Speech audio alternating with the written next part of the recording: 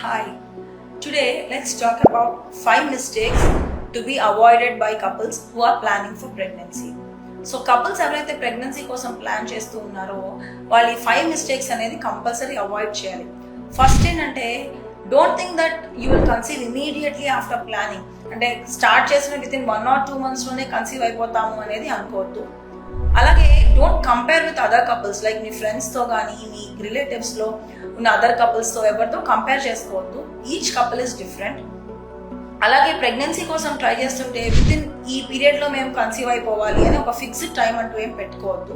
And also లెథార్జిక్గా ఉండకుండా physical activity అనేది చేయడం చాలా ఇంపార్టెంట్. సో ఎవరైతే ఫిజికల్ యాక్టివిటీ చేయకుండా ఉంటున్నారో అది కూడా అవాయిడ్ చేసి ఫిజికల్ యాక్టివిటీని ఎంకరేజ్ చేయాలి.